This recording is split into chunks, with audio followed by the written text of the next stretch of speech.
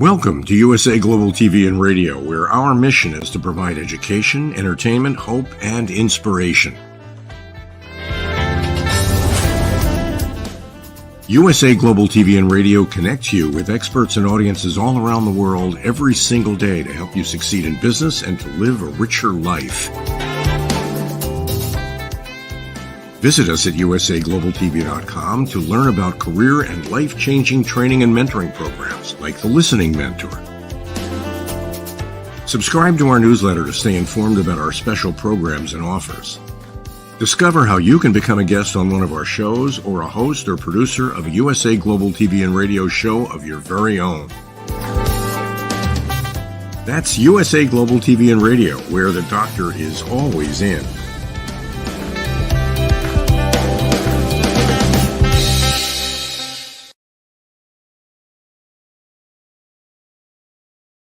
Hello and welcome to USA Global TV and Radio.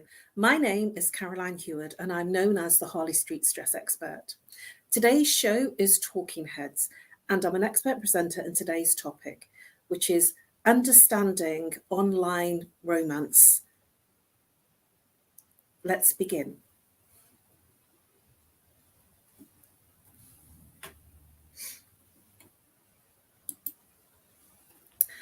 So understanding why online romance scams work. I first have to start with the Urban Dictionary to get an understanding of what it is, because many of us today are online. So understanding why online romance works, today's topic is how the online scams work in romance. And so today I want to look at the term catfish. It's from the Urban Dictionary. Catfish is someone who pretends to be someone they're not, that are using Facebook, not using Facebook or other social media to create false identities, particularly to pursue deceptive online romances. So a catfish is someone who pretends to be someone else. They're using somebody else's identity to catfish you, to reel you in. Many of us today are looking for online romance. This is the way that it is today in terms of our culture and society. Many people have successfully found someone online and got huge benefits and got married to people they've met online. There is, in all sorts of aspects of society, the scam artist, the person that will take advantage. Today, we don't have the burglar or the person coming in through our front door. We have them coming in through our computer, through our phone. And so they don't walk around with a swag bag and all in black with a balaclava. They don't come and burgle and steal your money. They come in different ways. It's a much more sophisticated way that we live in today's times.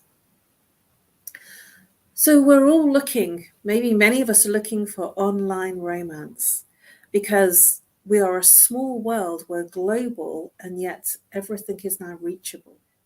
I'm in the middle of London and I'm reaching you through the computer. So I don't have to be in any particular country to reach you. And this is how the online scam works. And what they do is they will target dating sites, Facebook, Messenger. They will look through your profiles to see if you're a good fit, if you've just become recently divorced, or maybe retired, or maybe you're looking like you're very successful. All these things the online scammer will look at to target you. And if they see that you're a good target, they will start to reel you in. You don't know because you've signed up to an internet dating site looking for romance, because you're looking to find a partner, somebody to find the rest of your life with, your soul partner. You're looking for love. you're looking for companionship, and you're looking to fill the gap. And this is very common. Many people do it, even just for friendship. This is how the online scammers are getting you, because this is a very complicated and intricate strategy to reel you in and steal your money. And it's very easy because you never have to see them or meet them or even speak to them in a call. What's really fascinating about this strategy is that it's all done by texting, messaging. They will quickly want to get you off any app, any dating site, by getting you to come along to their natural phone number. So you're messaging them privately off the platform that you originally saw them. They will generally be very good looking, model-like. They will generally be almost very vague in what they do and their profiles. They will say the right things and they will shower you with compliments. So let's look a bit more about what this online romance looks like. Have you been love bombed? Love bombing is when somebody showers you with compliments, with love, sharing sweet nothings to you, whispering in your ear, saying all the things that you want to hear. They're telling you how attractive you are.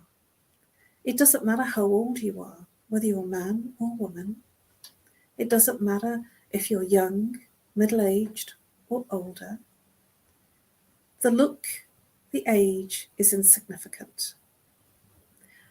What they're doing is they're checking out to see if you are single, if you're alone, and they're also going to be asking you questions about your private life.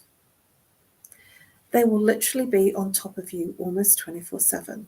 They will be sharing you with messages. And it's very addictive because you pick up your phone, you go to your computer, and there's another nice message. And what it does is it releases something called dopamine. So each time you get a compliment or a hit, it releases the love drug called dopamine. And it's something that is known as the pleasure drug, the love drug. We all have it in us.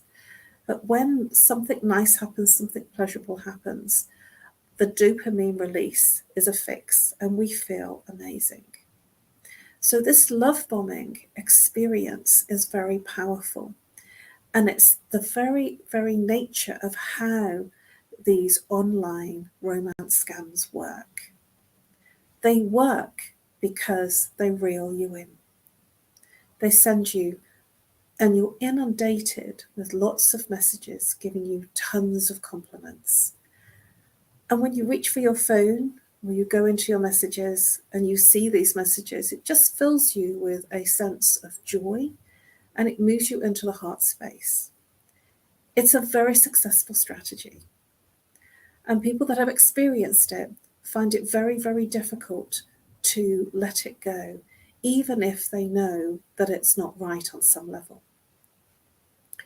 Love bombing is something that's really used in a big way to make you feel safe. Because when you feel safe and secure and loved and complimented and given everything that you need from that level of attention, that need to feel loved and cared for, then you're in. And the scammer gets to work. Now, not all online romances are scam romances. But the ones that I'm talking about is why online romance scams work. And so this is a very select number of people that will be targeted. So what makes an online romance scam work? You might get a message. You might be thinking, So everything he said was exactly what I wanted to hear. My heart just exploded, because they're speaking your language. They're giving you everything you need to feel good, to feel loved, to feel cherished, to feel wanted, to feel needed. There's a huge psychology behind the online romance scam. And the first thing is to reel you in so that you feel really loved, cared for, needed, have all the attention. They'll be there in the early hours of the morning. They'll be there late at night. They'll be there during your day. And they know that you're smiling because it's rehearsed. While they are chatting to you and sending you messages, they're also following the script with a number of other people too, because it's a money-making scam. And so you might find that it's very, very scripted. It's almost like it's everything you wanted to hear, and it's not so personal at times. It's, oh, you make my heart sing. We're the perfect match. I knew it as soon as I saw your face. You're the one for me. I just want you near me. I can't wait to see you. I want to share my life with you. You are my life partner. You'll have all these very general messages that make you feel special. And special is what we all desire, because we all need a human need of connection. We all crave that human desire to feel loved, to have that connection and feel special. And when that happens, when we're reeled in and we're feeling special, and we feel that this is the person, of course you'll want to meet them. You'll want to see them. You'll want to hear their voice. But the picture that they're showing you isn't actually them. So you won't see them by camera. You won't see them, hear them by call, because it's not how it works. So they will always say, oh, I'm too busy. I'm working at the moment. I've just pulled out my phone to drop you a message to tell you that I'm thinking of you. But I can't speak right now. There's other people around. There's always going to be a reason, an excuse. And then when they've reeled you in and they take the time to do that, it's a drip drip.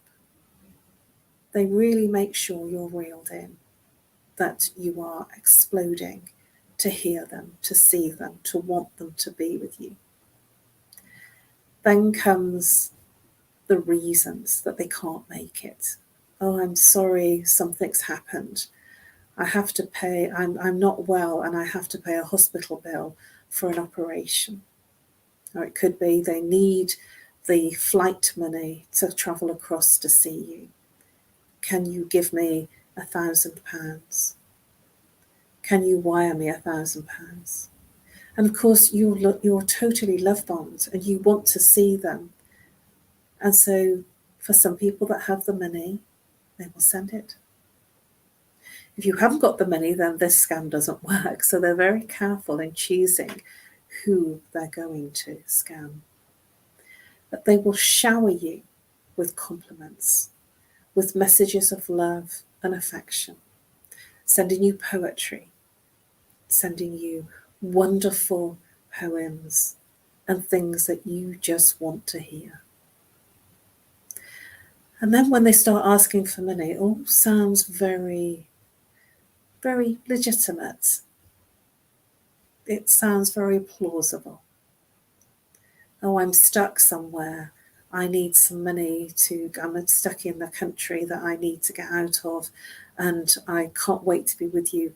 Can you send me the flight money, because all my money's tied up right now and I'll give it you back as soon as I see you. There's all sorts of conversation and excuses that they'll come up with. But the net result is they'll be asking for money. They'll be asking for something from you. Many people send them money. And then there's another reason that they can't make it. There's another operation. there's another catastrophe that they've got to solve and sort that's keeping them back. But once they've got some money from you, they will keep finding the excuses and tapping in.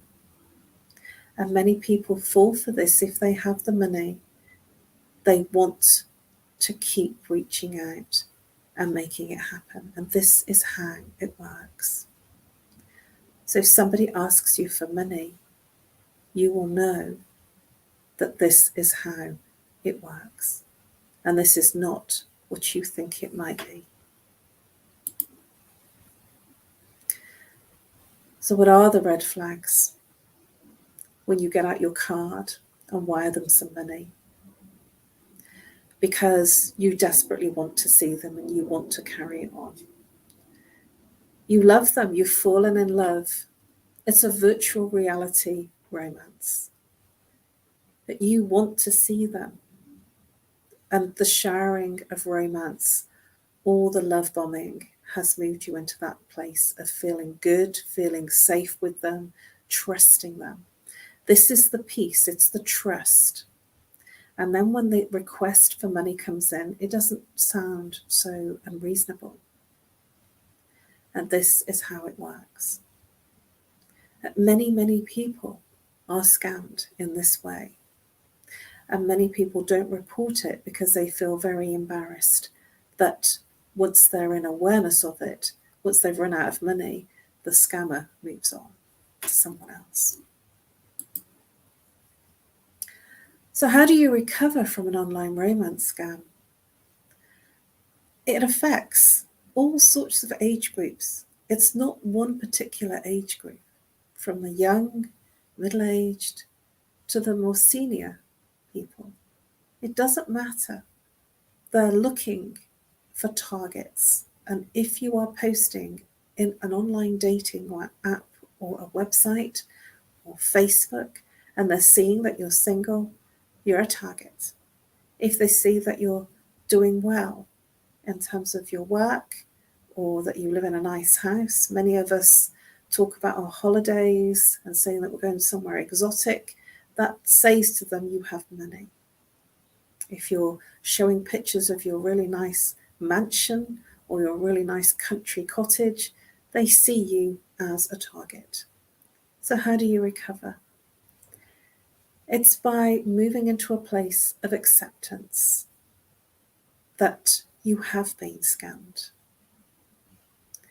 and moving into a place of acknowledgement, of acknowledging that it wasn't real. And it gave you that dopamine effect, that feeling good, that pleasure, that pleasurable experience, which is very addictive. When it's over and the money has gone, then it's time to move into a different space, to recover, to share your experience with someone you trust, someone that won't judge you. Because it's hard to believe many, many very intelligent people get scammed. You will be surprised how many people will be suffering from an online romance scam. And it's because we're searching for connection, for love. This is a human basic need, connection. And these scammers know absolutely how to get you, because they know what you need, and they give you what you need just to keep you reeled in. So how do you recover? When you step into a state of awareness that this has happened, that you have been scammed, it is time to move forward in a different way, taking a break from the online apps. Move into friendships and your social circles. Find some communities that you can interact with. Remember, you are in control of how you feel. It's important to grieve the online demise of that romance that you thought was real. It's appropriate for you to let go of what you thought was real. Because you see, the mind doesn't know what's real or imagined. And so the mind is very, very powerful in terms of how it creates your experiences. Mother Teresa said, "The most terrible poverty is loneliness and the feeling of being unloved." The most terrible poverty is loneliness and the feeling of being unloved. See, she knew. And she followed this movement of helping people in poverty by sharing with them her compassion and her love.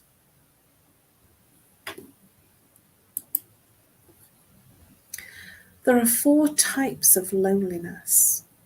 The emotional loneliness, where we're not connected emotionally, that we're living in our mind, that we're moving through our lives in a logical, physical, practical, conversational experience. That we're living in our experiences in our mind, rather than experiencing them through our sensories. And when we're living in our minds, that whatever we're doing, we can have tons of people around us, family and friends. But when we're living in our mind, we're almost feeling cut off from our emotions and feelings. Like you don't feel anything from the neck down. That everything goes on in the mind. And that emotional detachment feels very lonely. You can be in a room full of people. You can have a room full of friends that are saying all the right things, but the emotional detachment creates a sense of loneliness. It can be a social loneliness where you're not connecting from a social space. And certainly in current times, in previous years, where we've not been able to connect in the same way. We've not been able to visit family and friends in the way that we used to because of the crisis that our world has been experiencing. And that lack of social interaction and connection can create challenges in terms of feeling lonely. It could be situational. It could be that you've had a breakup in a relationship. It could be that there's been a change in the family circumstances.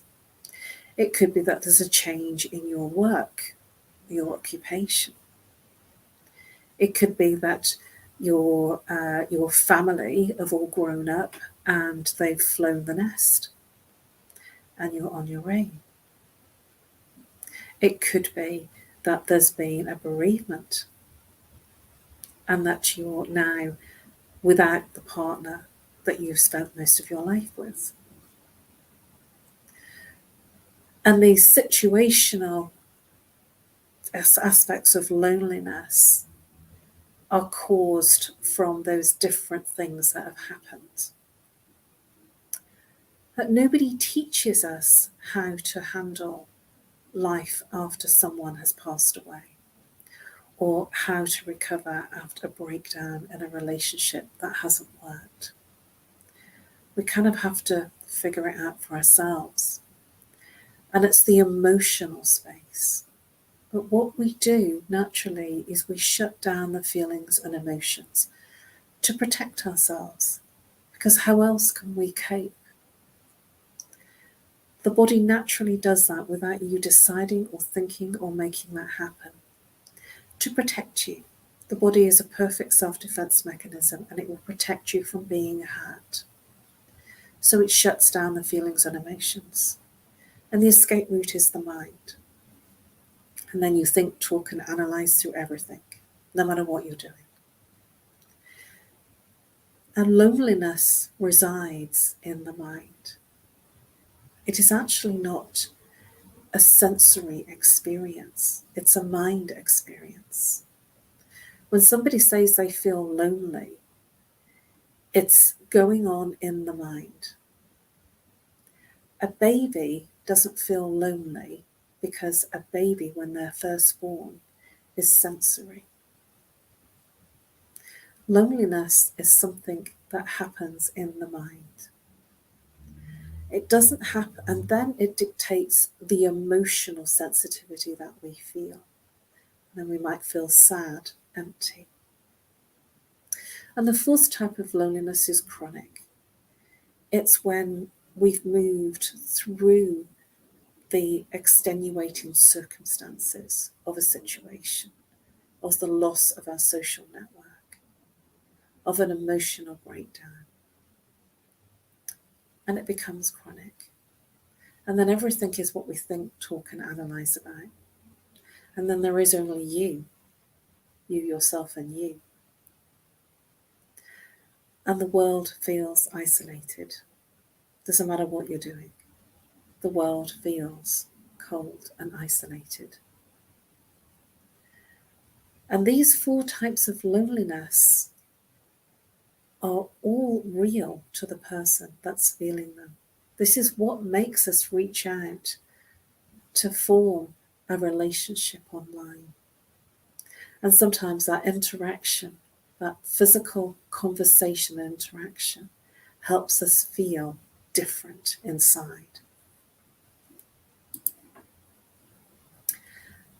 What is the dark side of loneliness? It's when we feel desolate, when we feel there's nothing left but emptiness. It's when we think, notice I said when we think we are all alone. And let me share something with you. We are all connected. We are all one. We are all connected through the heart. We just have to step into our heart chakra, and this is where we're connected. And if you are living on your own and feeling lonely, there is always someone there, especially in today's times and in times of our technology. But please be careful about the people that want to scam you out of money. And it'll be noticeable if somebody's showering you with all of those compliments, because it's kind of what we need, and they know.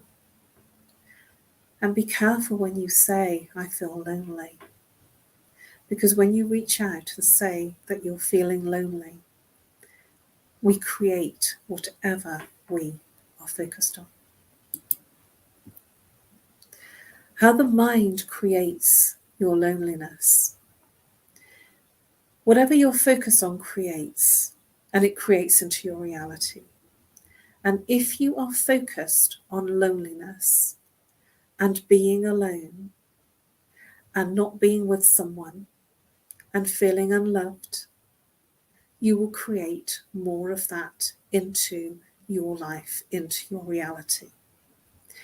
And what I mean by that is that what happens is the neurons, we have motor neurons in our brain, and what they do is whatever the thought pattern is, a different neuron will pop up and light up, and then they join and fire together and wire together to create the experience internally of loneliness. If you are thinking about joy and gratitude and focused on everything that you're joyful about, something incredible happens. It fires and wires the neurons to create joy and gratitude. And this is real. Our loneliness is felt and it's real. And it's very, very real because the mind creates everything we think about, whether it's good, bad, or indifferent. Whatever we're focused on creates. And that's because everything is in the field. We are vibration. Everything is frequency. And if we're walking around and thinking I feel lonely, I'm really lonely, what will happen is the universe will bring you everything that shows up for you that shows that you are lonely. It's quite phenomenal how this stuff works. We are a vibration, we are energy. When we look at ourselves, we look at ourselves as our faces, our facial expressions, our body, but we are more than a body. We are actually energy and space. And everything is energy. That's been proven by Einstein. He created the formula E, energy equals mc squared. Everything is energy. And loneliness is an energy, a frequency, a low-level vibrational frequency of survival. But we are all connected. And when you start thinking and experiencing your emotions from a different place, from a place outside of loneliness, because our first relationship is self. That's our first relationship. And if we have a lonely relationship with self, so if we're not in a great relationship with ourselves, that extends to our external world. So it is about feeding yourself first, honoring yourself and honoring your personal relationship with yourself. Whatever you think about creates. So my invitation is for you to think about the good stuff, the nice stuff that you want to do, the stuff that makes you feel good, that releases the pleasure endorphins, that releases the pleasurable dopamine. If you hug yourself, you will actually release oxytocin, which is also known as the love drug. And it will move your state of being into a different space of experiencing yourself, you, yourself, and you. Everything is you because you are the mirror. And loneliness is not a sensory experience, it is a mind experience. A sensory experience is what you feel in the emotions. So it's what you see, what you hear, what you smell, what you taste, and what you feel. And what I mean by feel is the sensory feel. How does the water feel on my back in the shower? How does the sun feel on my face? How does the wind feel in my hair? That's the sensory feel. Does that feel hot to the touch? That feels sticky. That's a sensory feel. There is no sensory of loneliness. The mind creates loneliness. And it is a human need to connect. We need to connect physically, socially, emotionally, and mentally. Christian Nestle said, "Our first and last love is self-love." If we can't love the self, then it's very hard for someone else to get in and love us too. Our first and last love is self-love. Christian Nestle Bovey. It beautifully sums up how we move from a state of loneliness, which is a mind concept, to a state of inner being and joy, to a state of being in love with the essence of ourselves. Everything is a mirror, and when you feel joy, you will emanate joy and you will feel different. You won't become a victim of anything, because all there is in you is the higher vibration of love. And we are love. This is our vibration. This is our pure spirit. And if love is a difficult word for you, we can start with like. Or we can go to making friends with yourself, finding out what you enjoy.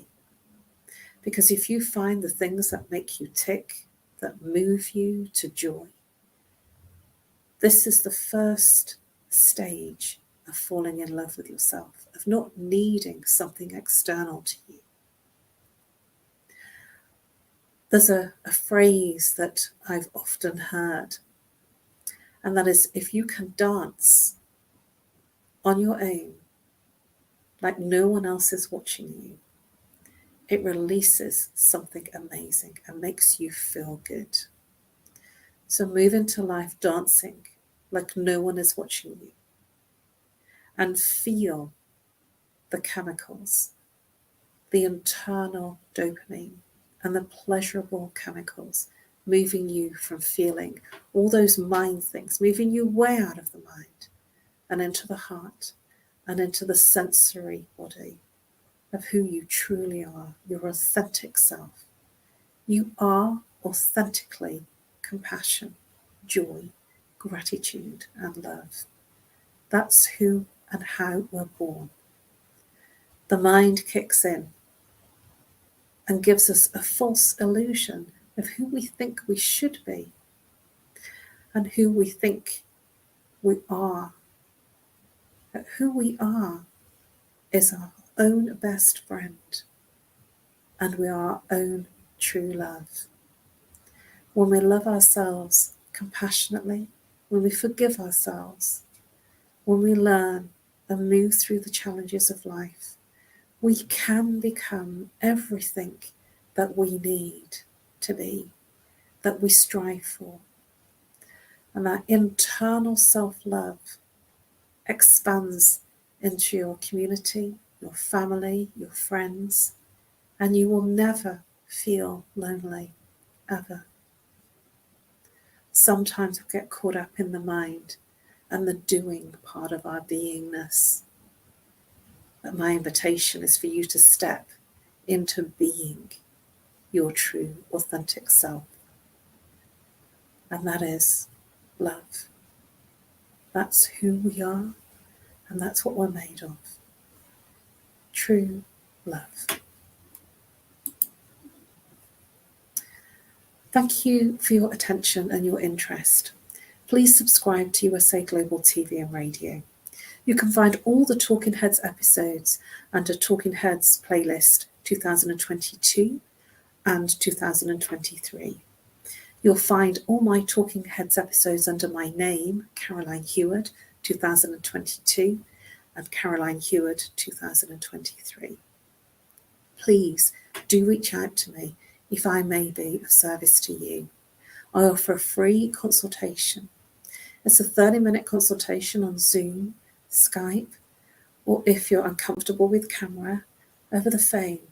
Reach out to me if you're international on +44. If you're local, 07523 120 189. I urge you to reach out and allow me to help you to move through this state of loneliness. 30 minutes is a short amount of time, and I offer much more comprehensive packages to help you with all manner of symptoms that are causing your stress. I look forward to being in service to you. Please subscribe to USA Global TV and Radio. You will find a huge amount of support, not only from myself, but many other people on the platform.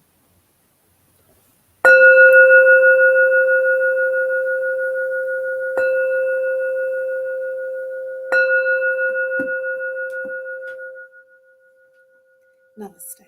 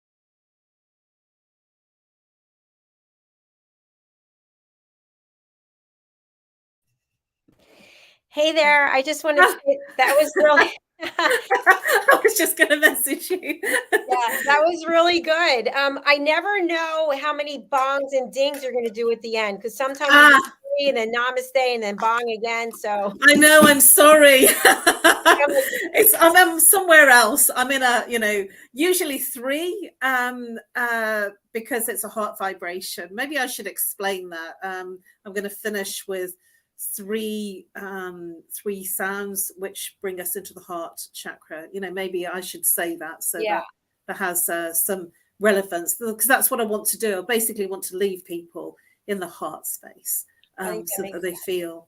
So not what you thought it was going to be at all, was it? No, not at all. It's one of those that I was like, thank God that's not me, because usually I'm like, oh yeah, that's me. So well, there's many people that, I had a friend actually that had this situation going on, and she didn't tell me, and she says, I'm really in love, I found this amazing man, and then she admitted that she was sending him money. I says, why are you doing that?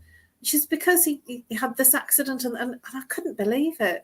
She was a very, very intelligent person. It was shocking, but it's the vulnerable. Yeah. How we I get. know people who've done it too. Do you? I really do. And they just reel them in, and but thank God it's not me or you.